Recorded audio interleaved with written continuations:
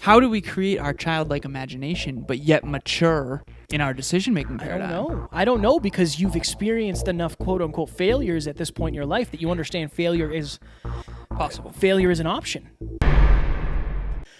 Ladies and gentlemen, welcome back to another very special, as always, episode of Next Level University, where we teach you how to level up your life, your love, your health, and your wealth. For those listening, we're shaking our fat heads again. If you have not seen them or heard of them, tune into YouTube to see them. They are a gift from the 500 episode celebration. We hope you enjoyed our latest episode where we talked about how to get the most out of your time.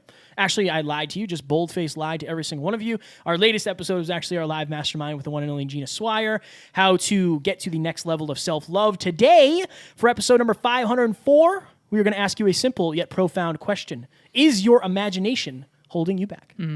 So to provide some context, I'm going to let Kevin do that because he was doing some reading. Yeah, believe it or not, I do a little bit of the reading. You spreckens the reading? I spreckens the reading. So, I am reading How to Own Your Mind by the one and only Napoleon Hill. Fire.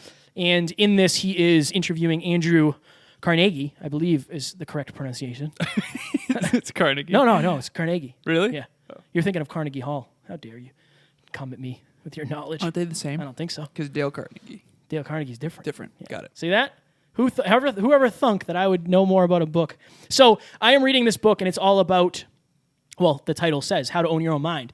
But Napoleon Hill is interviewing a lot of successful people. What are you smirking about over there? You're funny. We're going to have to run it back. And one of the things they were talking about is your imagination.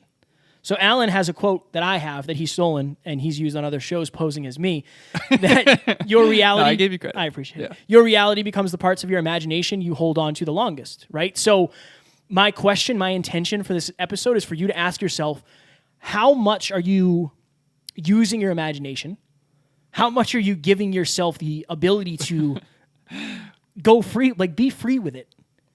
Can you giggling? You keep smirking, That's because I'm in a good mood. You set a timer, Doc? The coffee's really good. Yeah. Yep. Hold on. It hurts when I can't see it. 12:34. Thank you. Hold on, I got you. So I just think, like, I always think back to episode 7 when we were the Hyperconscious podcast. Alan and I weren't even working together. And I imagined this life that I'm living right now. I said, I want to wake up when I want. I want to podcast with amazing people, spend time with the people I love when I want, right? And now we've built this into a business, and now that is my life. Is that even possible if I don't first allow my imagination to think about it? No. It's a completely different life. So when you say that quote, I'm going to do what you do. Go ahead. Keep going. and you're just going to start smiling. When you say that quote, it is difficult. It's difficult. When you say that quote, that your reality becomes the parts of your imagination that you hold on to the longest, can you give a tangible example that most of the listeners have probably experienced? I can give tons of examples of people who made it. Like anybody who J.K. Rowling, she used her imagination and said, imagine if I could write this book and people loved it. And now she is a billionaire and one of the greatest, highest selling authors of all time. Right. Walt Disney. Yep. Walt Disney literally got rejected and laughed at, and his imagination created Disney World and all of the Disneyland and Mickey. Right. Howard Schultz and Starbucks, KFC, and what was his name? Colonel Sanders. Colonel Sanders. There's like so many of them. Right. There's so many people who didn't take no for an answer, and they imagined Steve Jobs. They imagined what it could be like if they got their idea to the world. 1,000 songs in your pocket. Yeah. That was Steve Jobs' thing. Isn't it? And then eventually it was, well, now you don't need an iPod and a phone. You can have them both together. Yeah. It's crazy. What's interesting too, and I think this is an important thing to note, when Steve Jobs imagined the iPhone, we'll go even farther back. When he imagined the iPad, he couldn't have also imagined that would eventually be a phone too. It's Wait, the almost iPad like was first. The iPod. I'm sorry. Did I say iPad? Yeah. Oh, my bad. It's hard because they're all named the same thing. Right. Right. So, but that's another good point, right? When I remember I had the very first video iPod. It was like $300, man. Thing was thick. I used to snowboard with it. Which, if you do that and you crash, Breaks you. snow, your iPod will break. But I remember it used to be black and white, and you can put full movies on it and stuff. But when Steve Jobs had the first idea for the iPod, and I'm assuming that it was him. I'm not 100% sure that it was him. It might have been someone else on the executive team or even just in the company. But he couldn't have also imagined the iPad. Right. So it's almost like, yes, your reality becomes the parts of your imagination you hold on to the longest, but honestly, it becomes even more than that. And I was talking to Emilia yesterday. We were on the way home from the studio because we had the 500 episode celebration, and I was in all my feels. And she said, "How are you?" And I basically said, like, I'm honestly blown away because, and I said verbatim, driving home, so much of my life is something that I've seen in advance to some extent, some goal that I set in advance. But meeting her, and then yesterday, just to provide context, Emilia, Taryn, and Amy, it was Taryn's idea, but they all came together to help us celebrate 500 episodes. Yep. And what they did for us was they surprised us at the studio, and Emilia had, they had all really put together an incredible video of listeners and mentors and clients. They all submitted videos to really celebrate 500 episodes and tell us how we've changed their life. It was the most moving experience of my life. Yesterday was the most grateful I've ever been in my entire life, by far. I was crying. Kevin was crying. It was truly beautiful. But on the way home, I was telling her that so much of my life is spent manifesting or working towards something that I did see in advance. But the most beautiful gifts I've ever been given were things that I didn't anticipate. That was a surprise. We didn't know that was happening. And Emilia was also a surprise. I didn't intend on that necessarily when I first started this journey, but it was. So when Kevin and I first got together and this podcast became a thing, and I didn't anticipate meeting Emilia, but it was that very journey that started the trajectory, and it was you who recommended I reach out, So not only will your reality become the parts of your imagination that you hold on to the longest, I believe it will become far more than you could have imagined. And I think that's another piece I wanted to bring to this. I was on the phone, so I had my call with the Big Brother's people. How was that, man? It was interesting. It's funny because, and she also was like, "I'm going to listen to your podcast. I can't wait. It's so amazing." Awesome. But at the beginning, she's like, "So I'm going to hit you with like a lot of deep, hard questions." And I was like, honestly, I don't think there's anything you could throw at me that I haven't answered in front of thousands of people. So like, it's not a big deal. Right. I'm very open about all this, so it doesn't matter. But one of the questions, and it was a very interesting question. She said, "What do you admire most about children?" And I said, "Oh, that's a really good question." I said, "Their imagination. Like the imagination of a child is unlike anything. They think anything is possible, and they don't understand why it isn't. Right. And they have to ask why. Yeah. When does that go away? Like that goes away after somebody tells you something's not possible. When you're a kid, you believe anything is possible. I know. You believe anything is possible. You literally believe in like a fat guy who goes down the chimney. Spoiler alert. Yeah. For those of you who don't know that Santa's not real, we apologize for telling you this. But it's crazy, man. Why? Okay, so how do we create our childlike imagination but yet mature in our decision-making paradigm? I don't know because you've experienced enough quote-unquote failures at this point in your life that you understand failure is possible. Failure is an option. And when you're a kid, I don't think you internalize it. And when you're a kid, you don't have an ego. That's why, I think. You don't really have an ego that says, like, oh, you shouldn't do this. Like, what if you fail? You don't even care if you fail. Like, that's where the fun is anyway. Right? Like, how many times as a kid did you fall down doing something? You don't even think about it. I think we take things way more personally now than we did when we were kids because there's more feedback. And I used to run around naked when I was a kid. I can't do that anymore. I'll get in trouble. You know what I'm saying? You don't do that? No. Hey, no. Yeah. Do that. You know what I'm saying? That's a great point. This is synchronistic, man, because we're about to do another episode on the darker side. Yes, if you're listening to this on Friday, we'll be dropping number 505, the darker side of success. I don't know why I said it like that. Hilarious. You're going to get a little giggle with your knowledge this today. Coffee is good. It should be. This is what it should be. Level up your laughs, your life, your love, your health, and your wealth. Coffee's I'm good. glad we can have fun. It's important. Coffee's good. Coffee's delicious. Because I get the good You get the real stuff. stuff. It's strong. Yeah. Strong. I get the good stuff. So, the reason this is synchronistic is because right now we're talking about the benefits of imagination and how kids have this unbelievable imagination and they don't know what can go wrong yet and how that's actually a good thing. But we're about to talk about the darker side of success, which is like wait a minute, you have to be real with yourself about what is possible for you and what it's going to require of you if you do believe anything's possible. You know what I mean? Yeah. It It's goes this, both ways. Yeah, it's this weird duality of like, you know, let's say you're a little kid watching Peter Pan and fairy dust gets sprinkled on you and you can right and you can fly to Neverland. It's personal experience. Yeah. You never seen Peter Pan? I'll let you. Oh, okay. You haven't. No, you haven't. Okay, so anyways, you believe that you can fly off to Neverland, whatever. As a kid, as an adult, you know, the Wrights brothers needed to believe that they could get a flying vehicle. So you needed to believe it was possible, but it's not going to be sprinkling fairy dust. But it's this weird duality of you have to understand that jumping off this cliff will kill you because you don't have fairy dust.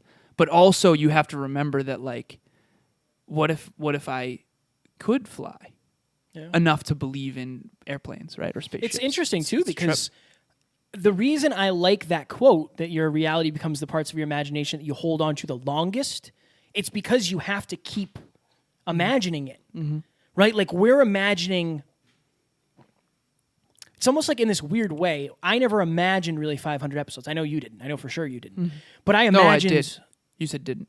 I meant like in terms of like you just assumed it was going to be a million. Yeah. Right? Yeah. The studio, I imagined what the studio would look like, what it would feel like, and it is that now. Now, obviously, I'm imagining what's going to be next. I'm already thinking of like, well, what can I do?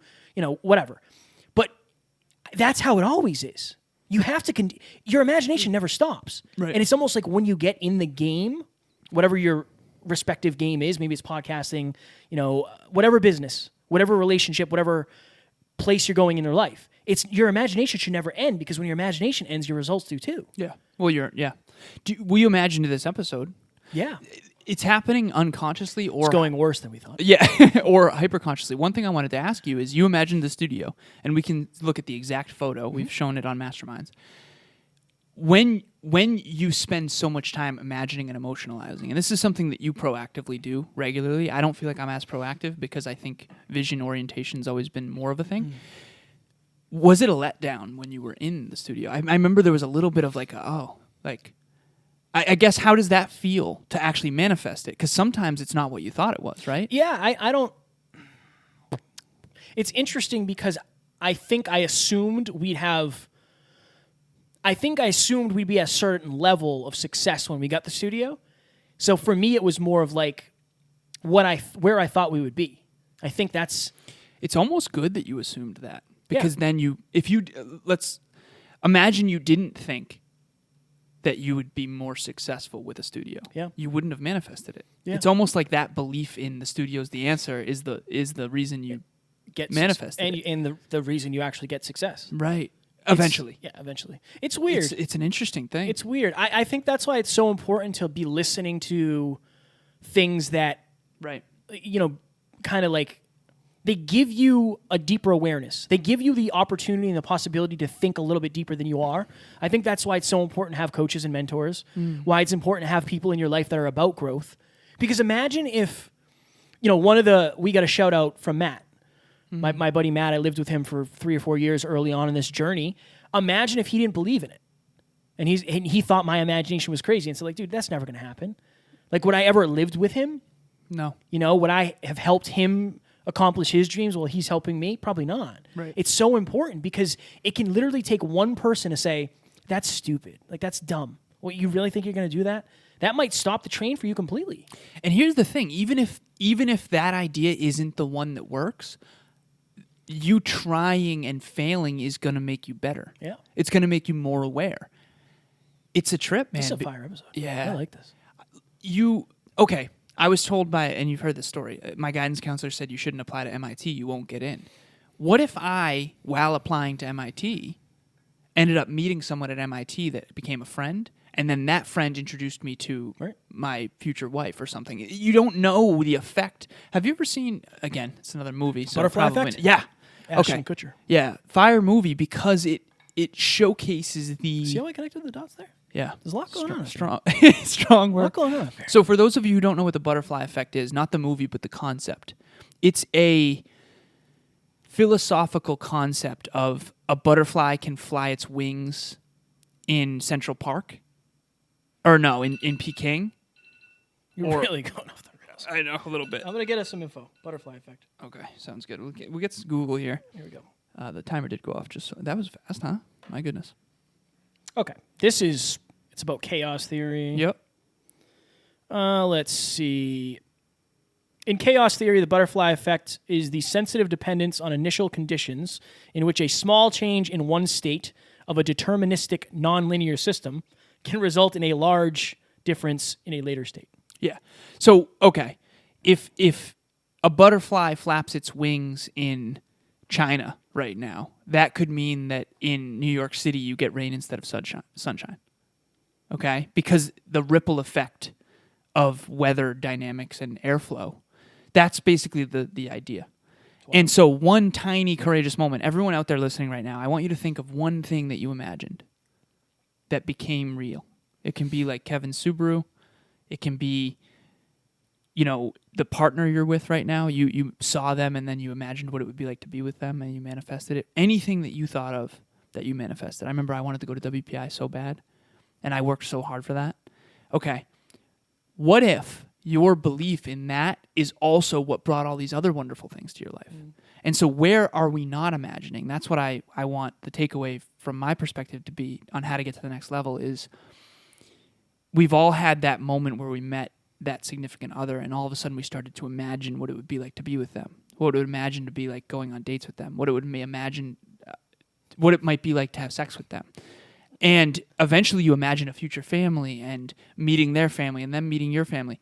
Why aren't you doing that with your career? Why aren't you doing that with your dreams? It's so natural to imagine your wedding when you're with this other person, right? We've all done that. I've imagined my wedding with Emilia, and I'm sure you have with Taryn. Why aren't we doing more of that with our dreams? And that's the takeaway. So I have a couple takeaways. Number one, you're already imagining it, but you're probably imagining the scary side of things. Right, the worst side. If you're worried, if you're anxious, you're probably imagining that things are going to go worse than they are. Right. So which is stopping you from trying. Exactly. You already have habits. They might not be the right habits. You already are using your imagination. It might just not be in the right way. So again, we can reallocate the way you use your imagination. But as an example, what I've been doing on my system of success, I have meditate, breath work, or silent time. So like for the last 10 minutes of my car ride, I'll turn the radio off, I'll turn everything off, and I'll just visualize. Cool. I'm not driving in the car that I'm driving in. I'm driving in my dream car. Everything. I'll imagine I'm going to a different house. I just came from a different place. If you're visualizing, that's all you're doing is using your imagination. That's it. That's what you're doing. You're using your imagination. And you can imagine things that haven't happened yet. You can imagine the things that are happening are different. Like you can practice it. It's a muscle. It's a muscle. And I do believe that if you use your imagination long enough, you can turn those things into your reality. But if you don't ever believe that they're possible, or you never have the audacity to say, this is what I'm going to do, it's not going to happen. It's just not going to happen. Imagination doesn't get talked about enough. I don't think it does. It's really, you genuinely cannot manifest a dream that you didn't first imagine. Otherwise, you're stumbling upon it. And we'll go, but this is a Bob Proctor quote that you'll love. And he's actually quoting Dale Carnegie. So he's quoting Dale Carnegie in this. And he basically says that anything focused on that's either feared or revered will immediately begin to clothe itself in the closest physical equivalent possible. In other words, if you're imagining not being able to pay your bills next month and you constantly are ruminating on thinking about that, that might actually start to manifest itself. Whereas if you're imagining paying your bills that month and you really focus on that, all of a sudden your mind starts to work on how to make that possible, your subconscious mind, and your intuition. I used to call it an emotional guidance system. Set a goal, imagine it, visualize it, and then let your emotional guidance system guide you. A lot of people, and then we'll go, I'm so sorry, I'm taking up more time than I thought, but this is important. I think a lot of people don't have huge goals because they don't want to be on the hook. When you imagine yourself and you set the intention to manifest, to achieve, to earn, keyword earn $1 million, it's much harder to hang out, watch Netflix without feeling guilty. What if that guilt is your emotional guidance system saying, wait a minute, hey, Alan, remember? Highest Alan talking to lower Alan. Remember? Man, you can't stay here forever. You got to go take action. You have these dreams, right? Whereas if you don't have any goals, your highest self doesn't have to keep you on the hook. Fire. Ladies and gentlemen, as you know, Alan and I have partnered up and we have Next Level Podcast Solutions where we cater a custom package to anybody from a high-end client to somebody who is just starting. I am also doing 1-hour consultation calls as well. So if you're a new podcaster, it's definitely affordable. Like we're talking $150. I'll just tell you, $150. So if you're a new podcaster and you're looking how to get to the next level, you want to monetize, you want to figure out your content, get better guests, I'm doing consultation calls for you guys. I'm learning that a lot of people early on struggle when it comes to podcasting. Oh, yeah. And a lot of this for us is natural at this point. This is the easiest thing we do, is get in front of the mics.